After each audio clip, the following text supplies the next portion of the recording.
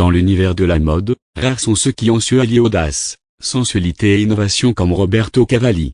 Né en 1940 à Florence, ce créateur italien a redéfini les codes du luxe avec ses imprimés animaliers, ses cuirs travaillés et son style flamboyant. De ses débuts modestes à son ascension fulgurante sur les podiums internationaux, Cavalli a marqué l'histoire de la mode de son empreinte indélébile. Les premiers pas d'un visionnaire. Roberto Cavalli naît le 15 novembre 1940 à Florence, dans une famille imprégnée d'art. Son grand-père, Giuseppe Rossi, est un peintre reconnu du mouvement Macchiaioli, exposé à la Galerie des Offices. Sa mère, couturière, lui transmet l'amour du textile. Après des études à l'Académie des Beaux-Arts de Florence, Cavalli se distingue dès ses premières créations par son approche innovante de l'impression textile. L'invention du style Cavalli dans les années 1970. Cavalli révolutionne la mode en inventant une technique d'impression sur cuir, qu'il brevetait. Cette innovation lui permet de collaborer avec des maisons prestigieuses telles qu'Hermès et Pierre Cardin. En 1970, il présente sa première collection à Paris, suivie de défilés à Florence et Milan, où il introduit des jeans imprimés, des cuirs tressés et des brocarts. L'ascension internationale en 1972, Cavalli ouvre sa première boutique à Saint-Tropez, attirant une clientèle internationale. Dans les années 1980, il épouse Eva Duringer, ancienne Miss Autriche, qui devient sa muse et collaboratrice.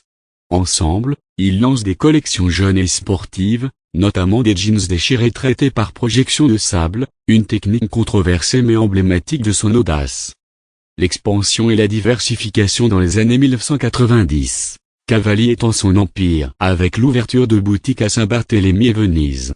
Il crée plusieurs lignes, Juste Cavalli, dédiées aux jeunes, RC Mensouir, et Angoulême de Ville, pour enfants.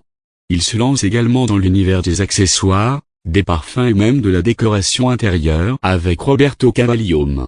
L'innovation au service de la mode. En 1994, Cavalli présente les premiers jeans Sandblasted à Milan, une technique qui donne un effet usé au denim. Cependant, malgré ses succès, la marque traverse des difficultés financières, entraînant une vente partielle de l'entreprise en 2015. L'héritage durable. Roberto Cavalli décède le 12 avril 2024 à l'âge de 83 ans, laissant derrière lui un héritage indélébile dans le monde de la mode.